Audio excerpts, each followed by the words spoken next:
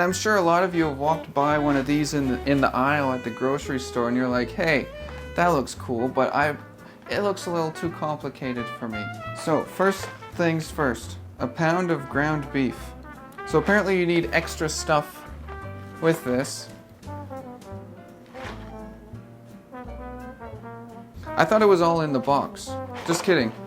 I have Hamburger, it's just frozen. So it's in the plastic. We're gonna turn this on to medium. We're gonna take the plastic off. It's frozen solid. Frozen solid.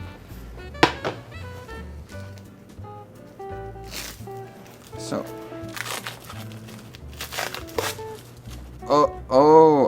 I see what's happening.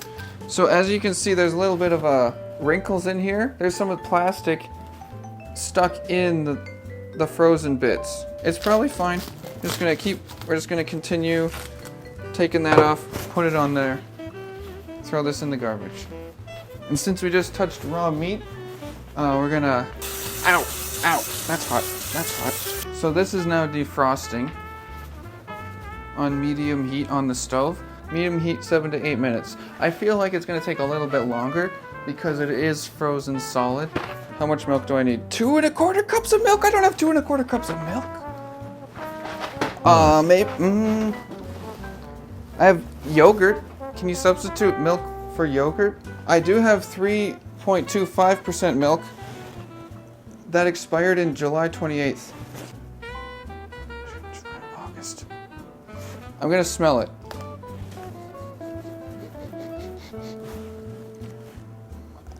It smells fine to me. I'm gonna use it. I think it was bought for baking originally, so this is fine. So what we're gonna do, as you can see, this is still frozen solid. We're just gonna flip it over.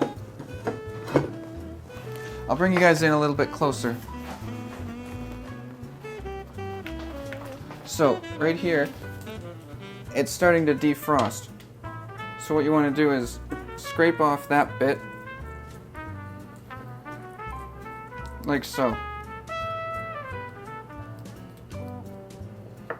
And now these bits are cooking. As you can see, those ones are cooking now. So we just have to do that a few more times and it'll be all defrosted and cooked in no time. This is how I actually make my frozen hamburger. I don't want to hear any complaints about this. I've done this many times, and the fresh panned defrost I think is a better flavor. So I'll bring you closer in again. Normally I have 2 hands to do this, but I only have one this time because I'm holding the thing. Flip it over. Flip it over.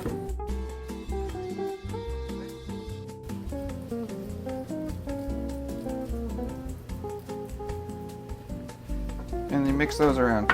Oh, fun fact. Did you guys know that this right here is meant for the spoon? So you don't have to get your stove dirty. Now you know. So that's pretty much defrosted now. So we're just gonna get ready with the rest of the recipe. Stir in sauce, mix hot water until dissolved. Okay, we need 1/2 cup of hot water and the sauce. It's mostly clean. A little bit of water, residual water from cleaning. And maybe something else.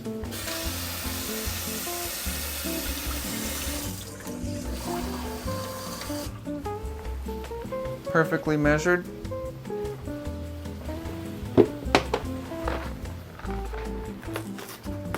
And a classic mistake I always make when I make boxed foods, such as this, it's in a box, is I will take the packets out of it.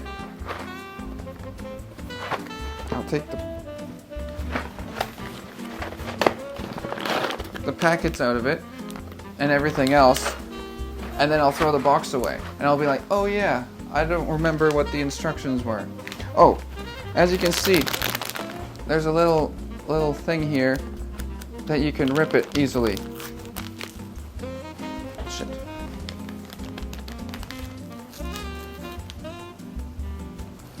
it's mostly all in there still, so we're fine.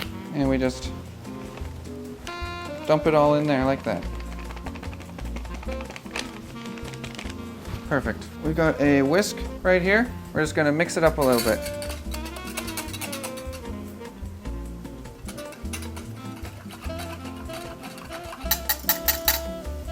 Perfect. And we haven't flipped the hamburger in quite some time, so we're gonna do that. Give it a flip. And look at this. I want you to see this. It's got a nice little sear on it. Right there. So we're just gonna scrape that off.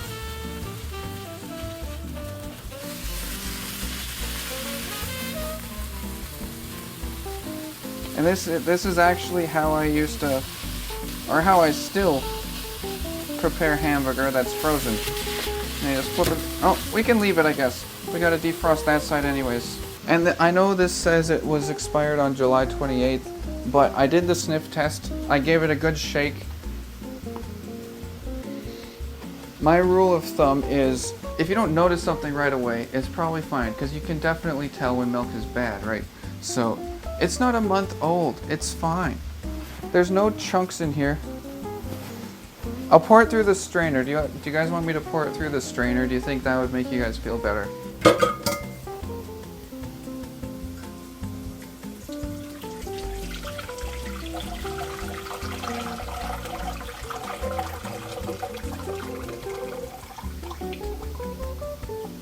It's fine. It's 100% safe. I would serve that at my restaurants. I mean, I don't have a restaurant, but if I did have one, I would serve that. I did used to work at McDonald's, and I would probably have served it there too.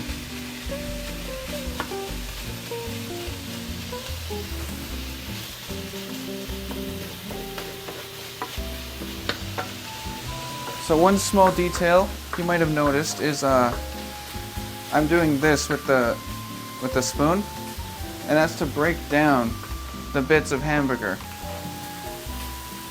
so they're smaller. So that's what I'm doing. And this process is going to speed up. A little trick that I learned is if you make a little fort around the frozen hamburger with the hot cooked hamburger, it will help speed up the defrosting process. So that's what I'm going to use, that little technique.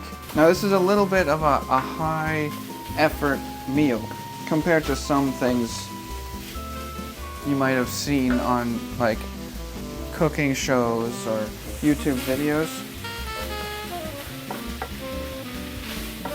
But I think it's going to be worth it in the end. And we're almost all defrosted and cooked at the same time. I think the sniff test is a highly underused technique. I don't want to offend anybody who has issues smelling things, but I think it's one of the most important things that you can test, like how good food is with. Sometimes just moving it a little bit back and forth. I don't know if it speeds anything up. It just makes a cool sound. There, so now we're actually at the point where we have enough cooked hamburger, we can fully submerge the rest of the frozen hamburger to speed up the process that much more. It's like a little tent, almost. Do you know, in elementary school, when you were in gym class, and you had the parachute, and you lifted up the parachute, and all the kids went underneath and sat on it? This is like that, except with hamburger. Oh, we're getting up to my favorite part here. This part right here. Once you've defrosted enough, it becomes so thin, you can actually just break off the little chunks, thus completing the defrosting process. And now it's pure cooking mode. So now we're just cooking. So that's 2 cups. We're gonna put this in there.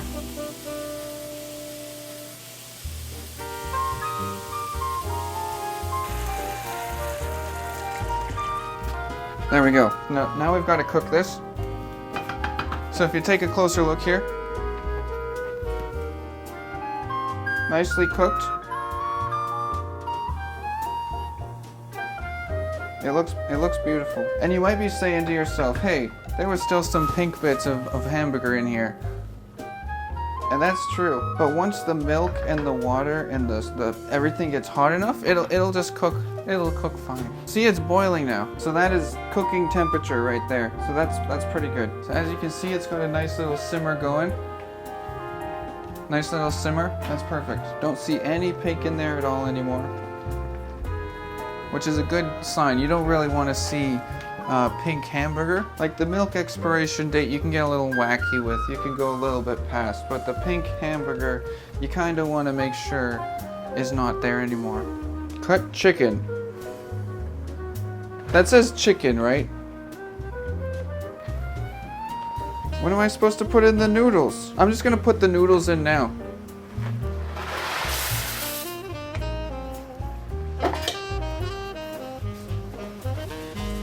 I'm just gonna mix it. So this looks nice right now.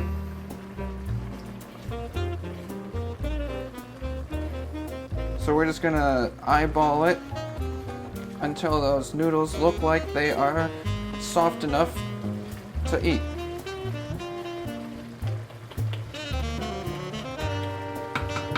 Some people would say cover the skillet. Some people would say I prefer not to cover the skillet. Personally, for me, I'm fine with either way as long as the lid is clean. Let me see if the lid is clean. So it turns out the lid was clean. There we go. Okay, I think this looks pretty good. We're gonna take the lid off of here. Look at this. That looks pretty good. So we're gonna turn off the stove and grab a plate. And look at this, delicious stroganoff.